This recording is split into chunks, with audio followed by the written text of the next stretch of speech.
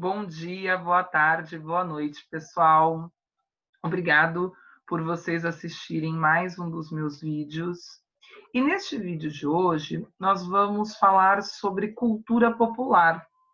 É muito legal este assunto e é um dos últimos assuntos que nós vamos trabalhar dentro da nossa apostila de número 3, que é esta daqui. Então, estejam com ela aí próximo, para que vocês acompanhem junto comigo o desenvolvimento de raciocínios que eu vou trazer ao longo desta aula, tá bom? Então, lá na página 55, a gente vai ter o título dessa sessão, então, dessa unidade 7, especificamente a sessão 3, Cultura Popular. E na página 56, nós vamos ter uma pequena introdução do que é essa cultura popular. E é muito interessante que nós nos apropriemos de uma cultura popular, principalmente se no futuro você pensa em fazer turismo, por exemplo. Então, se você pensa em fazer um bacharelado em turismo ou um curso técnico de agenciamento de viagens, de guia de turismo receptivo, você, ao longo da sua graduação, ao longo do seu curso, vai ouvir falar muito de cultura popular, e mesmo que você não faça um bacharelado em turismo ou um curso técnico em agenciamento de viagens ou de guia de turismo, a cultura popular é algo que está à nossa volta nos permeando. E aí existe elementos, na verdade existem elementos que são muito importantes que nós tomemos contato, que nós nos aprofundemos. E este assunto da cultura popular é uma derivação do que nós estamos construindo desde aulas anteriores que já gravei para vocês, até os nossos encontros disponibilizados na plataforma Microsoft Teams, que pensa justamente sobre a questão artística, sobre a questão da arte, principalmente daquilo que é a reinvenção dos nossos seres.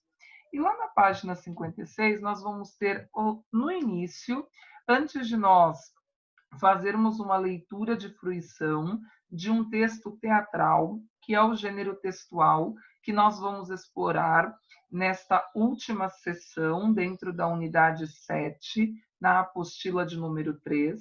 Nós vamos ter um pequeno resumo que traz essas informações. A cultura popular pode ser definida como qualquer manifestação. Grifa a palavra manifestação, por favor. São essas manifestações? Dança. Alguns de vocês são muito ligados ao universo da dança. E é muito legal que vocês se apropriem das danças típicas presentes em território brasileiro. E vocês vão ver que existe uma multiplicidade de manifestações corpóreas dentro do nosso território. Então, nós temos uma tradição de dança na região norte, uma tradição de dança na região Nordeste, uma tradição de dança na região Centro-Oeste, na região Sudeste e na região Sul. Isso é muito interessante porque tem a ver com as próprias raízes históricas de formação do território brasileiro.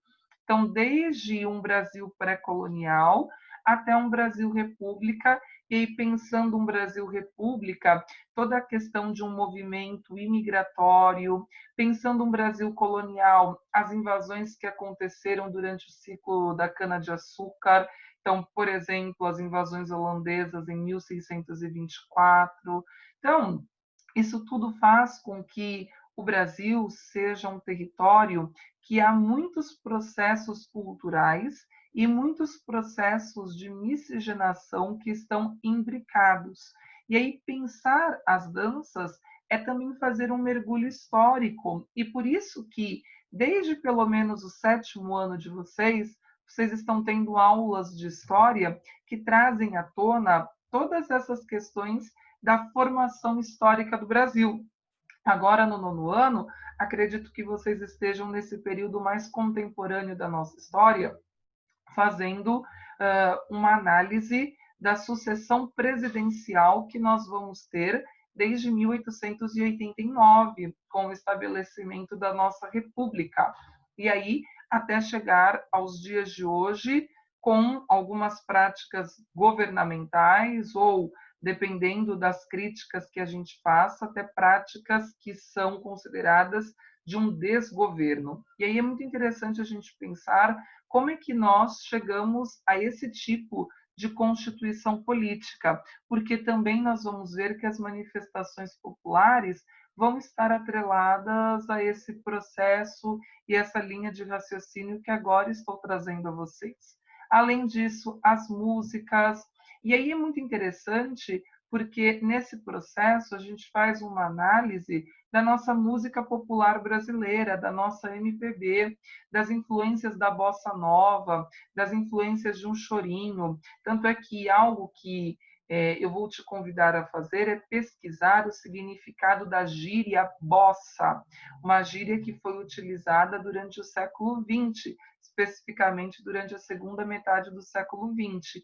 E se apropria disso, porque depois, lá no terceiro ano de vocês, ao estudarem o modernismo brasileiro, um pós-modernismo nas tendências contemporâneas de literatura, que por sua vez também é uma manifestação popular, vocês vão se deparar justamente como a música e a musicalidade acompanharam produções literárias de grandes autores, inclusive dentro de literaturas marginalizadas e de literaturas de expressão LGBTQIA+, como, por exemplo, com Nelson Luiz de Carvalho, com Caio Fernando Abreu.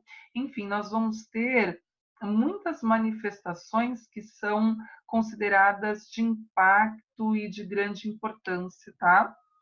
E aí, além disso, também nós temos festas, por exemplo, uma festa que é tipicamente de uma manifestação de cultura popular no Brasil, é a festa junina, da qual, infelizmente, este ano nós não tivemos, por conta das questões pandêmicas.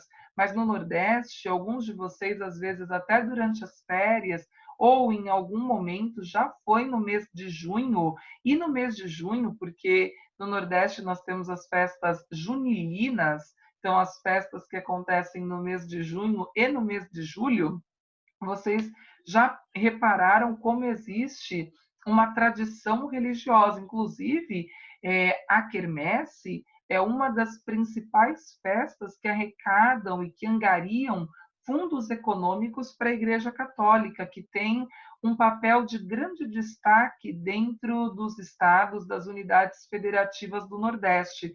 Inclusive, dentro do Nordeste existe um diálogo ecumênico muito forte de uma religião cristã católica com as religiões de matrizes africanas, principalmente com a Umbanda. Então, nós temos rituais sincréticos, rituais religiosos, que são muito característicos da região Nordeste, como, por exemplo, a lavagem das escadarias do Senhor do Bonfim, que, inclusive, alguns de vocês, às vezes, já até tiveram a oportunidade de acompanhar.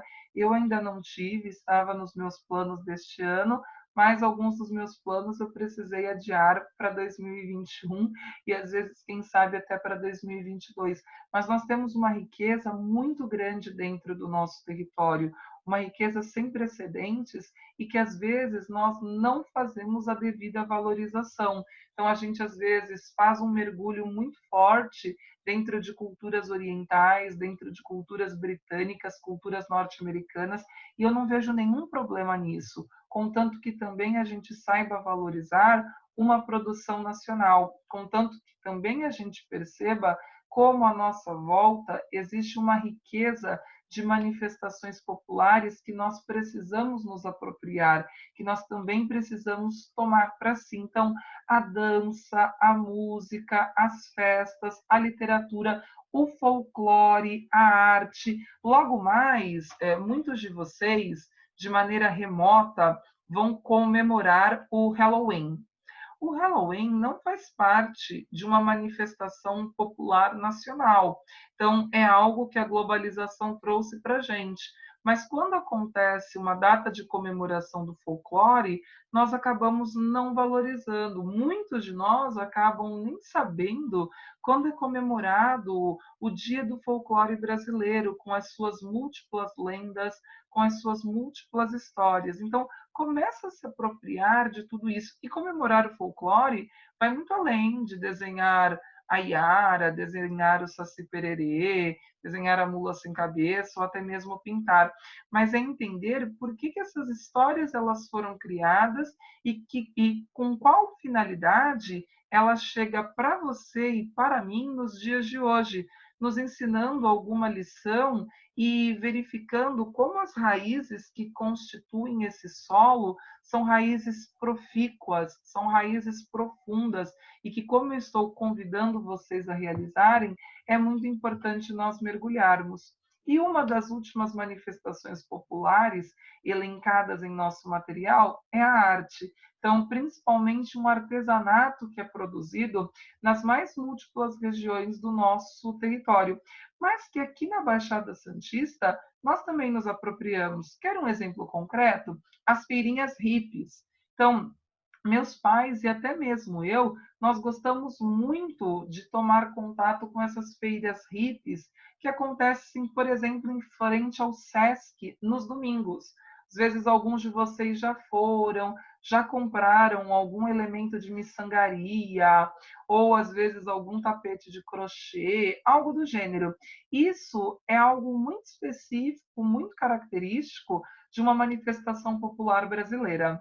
E aí, tudo isso mostra que o povo produz e participa de uma maneira ativa daquilo que constitui as nossas relações sociais.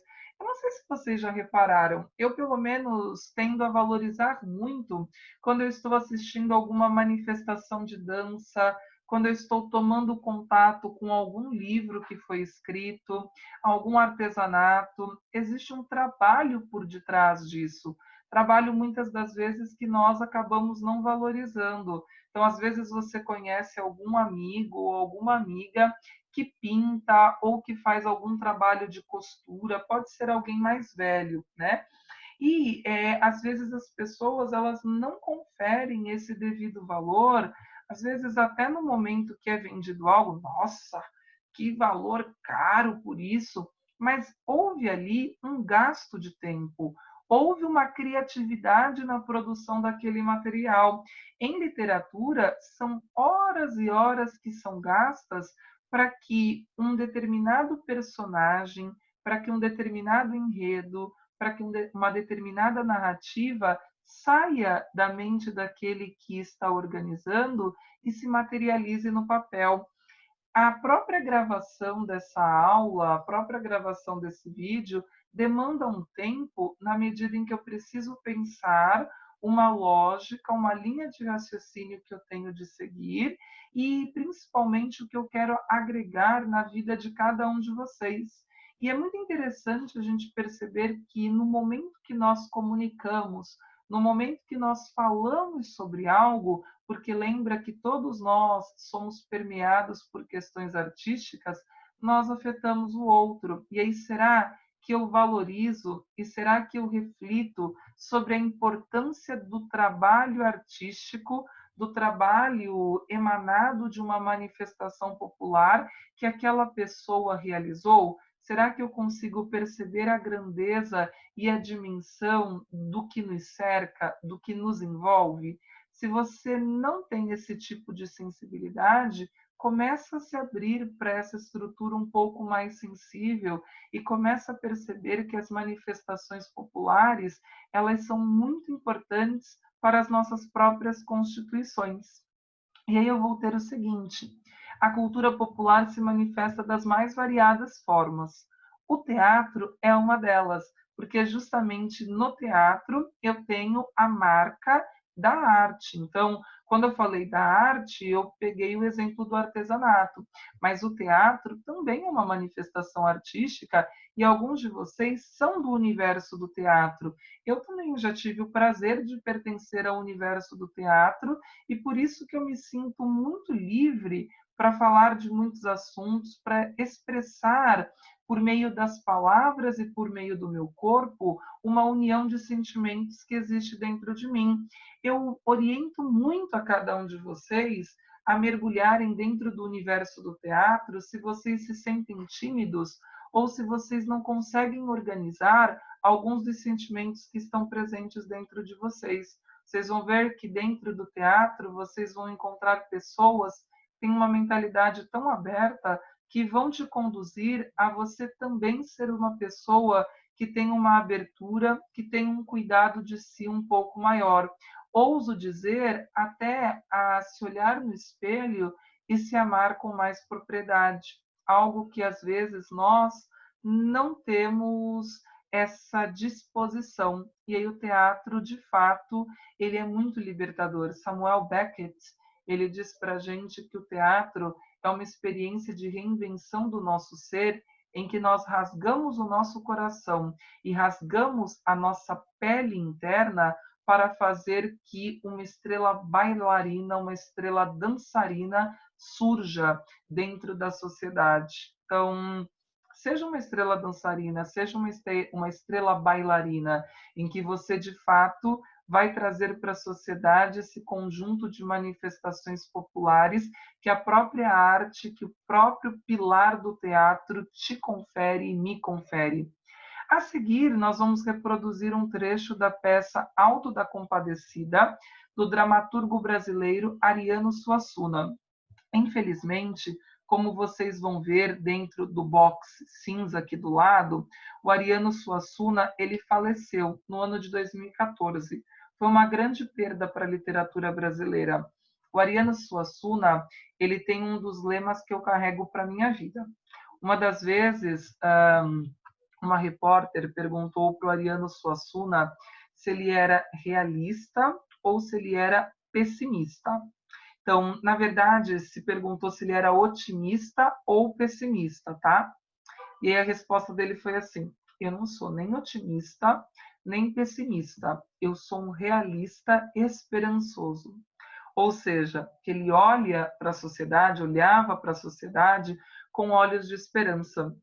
Ou seja, que não perder a esperança é uma das características que o fazia continuar vivo e produzindo as mais diversas manifestações populares em textos teatrais. E aí ele vai chegar com uma preciosidade de texto, que é um dos textos teatrais mais conhecidos dele, que é chamado de O Alto da Compadecida. Nesse texto, chamado O Alto da Compadecida, que inclusive já passou por adaptações para o cinema, sendo inclusive exibido pela Globo nas sessões da tarde da vida, vai trazer muitos elementos da cultura nordestina. E alguns de vocês que têm uma influência nordestina, um parentesco nordestino, com certeza já ouviu falar de Ariano Suassuna, com certeza já ouviu falar do Alto da Compadecida. E aí, aqui existe um trecho, uma das partes finais do Alto da Compadecida, que eu te convido a fazer uma leitura e, inclusive, a assistir esse filme, uma produção brasileira. Então, está assim, com muito tédio, sem muita coisa para fazer, assiste esse filme do Alto da Compadecida. Você vai rir, você vai se emocionar, você vai refletir sobre a sua vida. O Alto da Compadecida, ele tem essa beleza e ele tem essa dimensão. Neste trecho, eu vou fazer um convite à reflexão de algumas partes que são muito importantes nós termos e que é uma riqueza da literatura brasileira. Então, João Grilo, que é uma das personagens principais, junto com Chicó, neste caso, só o João Grilo falará. Tudo precisando de João Grilo, pois vou dar um jeito. Encourado. O encourado é uma lenda urbana presente dentro da cultura nordestina. O encourado muitas das vezes é chamado de o vampiro brasileiro.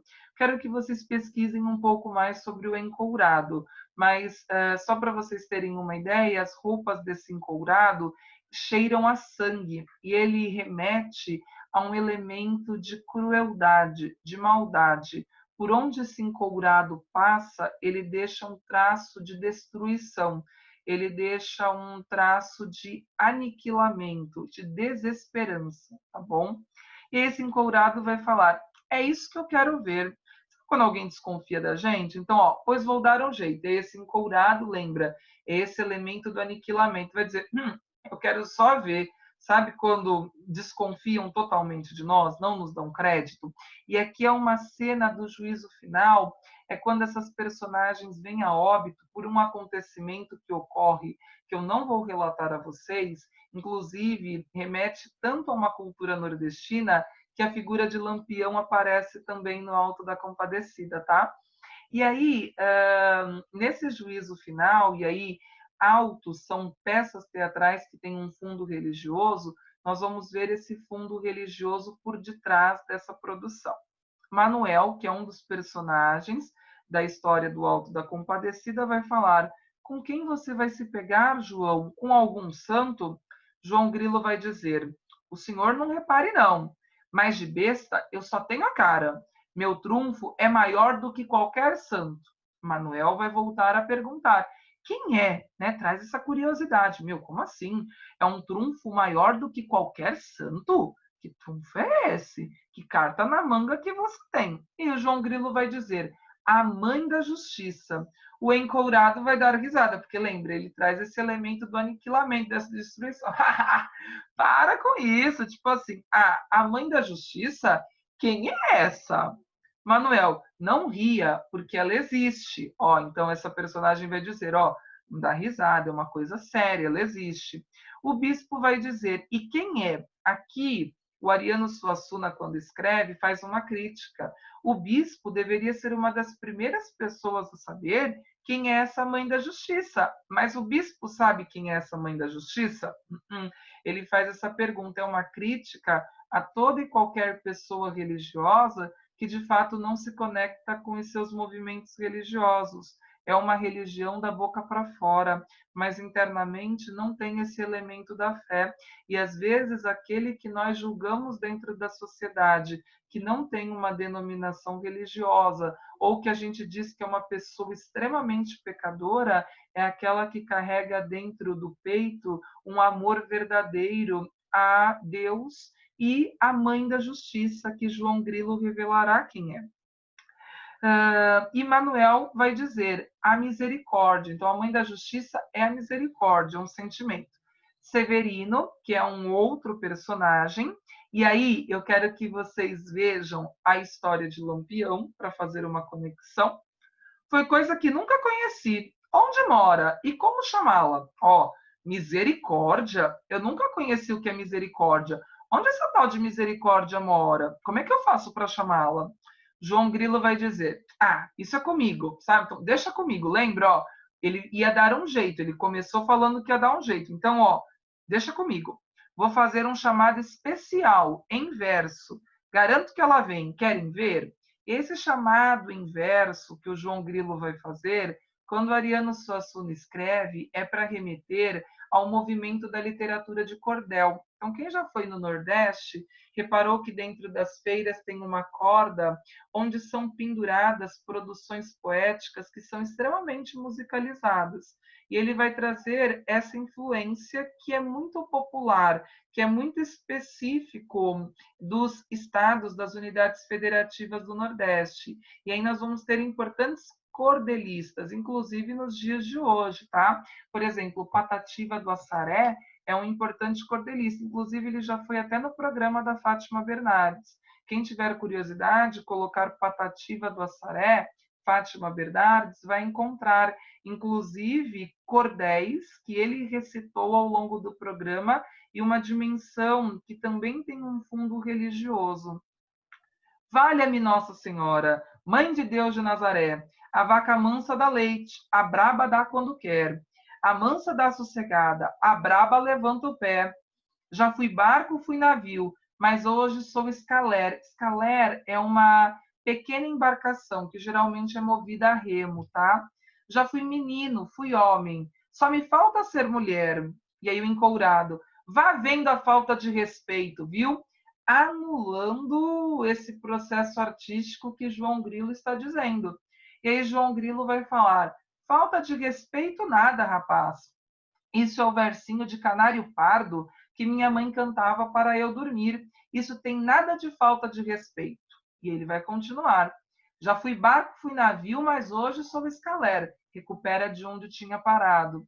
Já fui menino, fui homem. Só me falta ser mulher. Valha-me Nossa Senhora, Mãe de Deus de Nazaré. E aí vai vir uma cena de aparição de Nosso Senhor Jesus Cristo e Nossa Senhora, que é a compadecida. O que é essa compadecida? É aquela que sofre junto com seus filhos. Olha o fundo religioso. Para quem principalmente é cristão católico e vê Maria como Nossa Senhora, sabe que um dos papéis dela é acolher a todos os seus filhos que estão sofrendo ou passando por alguma situação dificultosa. Inclusive, alguns de vocês por uma tradição de família, tem muitas influências de Nossa Senhora pelo nome, tem uma crença, já foram, por exemplo, ao santuário de Nossa Senhora em Aparecida, né, que é a padroeira do Brasil. Então, alguns de vocês têm uma conexão muito profunda. Eu, por exemplo, tenho uma conexão muito profunda. Eu acredito muito na força de Nossa Senhora como uma grande intercessora, como aquela que nos cobre com o seu manto sagrado e nos guia nas mais diversas estradas da vida. Inclusive, dentro da MPB, nós vamos ter importantes intérpretes que vão cantar sobre essa força de Maria em nossas vidas, como na canção de Maria, na canção Romaria, que é tão bem interpretada por Elis Regina. Se vocês colocarem Romaria, Elis Regina, vocês vão ver como é uma canção que traz uma sensibilidade e uma força muito grande. E aí o encourado vai ter uma raiva surda, ele não vai falar, mas lembra, esse elemento que traz a maldade vai ficar incomodado, porque apareceu Jesus e apareceu Nossa Senhora, essa mulher que se compadece, que sofre junto conosco a fim de tentar amenizar todos esses problemas que existem no nosso ser, problemas esses que muitas das vezes nos bloqueiam. E aí o João Grilo vai, e aí o encourado, depois de manifestar essa raiva surda, vai oralizar. Lá vem a compadecida, mulher em tudo se mete. E aí o João Grilo vai falar: ó, falta de respeito foi agora, viu? A senhora se zangou com o verso que eu recitei? E aí a compadecida, que é Maria, a mãe de Jesus, vai falar: não, João, que inclusive no filme é interpretado pela Fernanda Montenegro. Não, João, por que eu iria me zangar?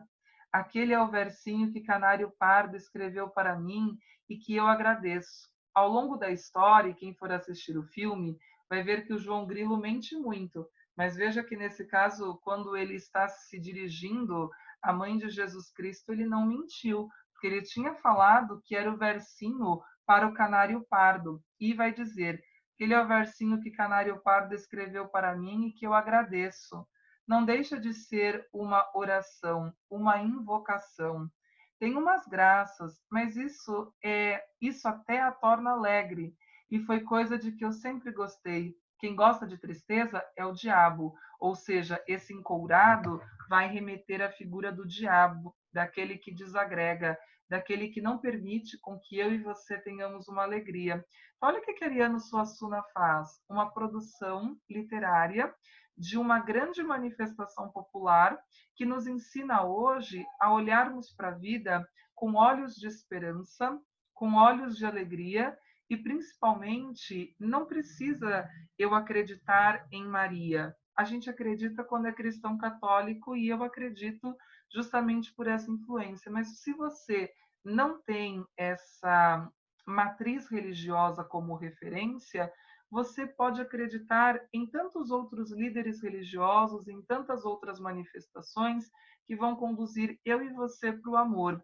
E se você não acredita em nenhuma religião, pelo menos acredite na ciência, acredite no conhecimento e utilize a ciência e o conhecimento como grandes armas para construir uma sociedade mais democrática, porque era isso que Ariano Suassuna, quando escrevia, queria. Ele escrevia utilizando a religião, justamente por ser nordestino, e a gente vê como o povo nordestino tem uma força religiosa muito grande, chega a ser emocionante e tocante. Mas se você não tem isso para a sua vida, obviamente que eu não vou te julgar, mas pelo menos no conhecimento, naquilo que você vier a escolher como um futuro ou futura profissional, tenha sempre isso em mente. Será que os meus atos me conduzem a me compadecer, a sofrer junto com o outro e trazer condições de vida mais afirmativas? Ou será que eu sou esse encourado que vai destruindo, atrapalhando e dando tantos obstáculos de desigualdade para os irmãos e irmãs ou para os indivíduos e cidadãos que estão à minha volta? Com isso, eu quero que vocês façam os exercícios dessa sessão texto e contexto, que estão abaixo dessa leitura de fruição do texto teatral, para que posteriormente eu corrija com vocês. Espero que vocês tenham aproveitado muito essa aula. É uma das aulas que, para mim, foi mais tocante de ter gravado e de ter compartilhado com vocês essa série de conhecimentos, tá? E é isso, que a gente caminhe sempre em direção à construção de uma sociedade que seja mais dialógica e que a gente não se sinta sozinho, porque nós não estamos sozinhos. Sempre tem alguém olhando por nós, seja um ente querido que já não está mais presente conosco, seja aquela crença que está aqui no nosso coração e que é tão importante de nós trazermos à tona em alguns momentos para continuarmos fortes, para não desistirmos e para que esse caminho seja repleto de intensidades, afirmações e sempre tentando trazer esperança para aquele que nos ouve, para aquele que nos lê, tá bom? Então façam esses exercícios lá da página 58. Só são 5 exercícios, então mergulha junto comigo dentro de toda essa construção de aula que eu preparei. Grande abraço em vocês, fiquem bem, se cuidem. Precisando de algo, estou por aqui para quem sabe, junto com essa compadecida ou junto com o conhecimento, amenizar alguma espécie de dor. Até logo!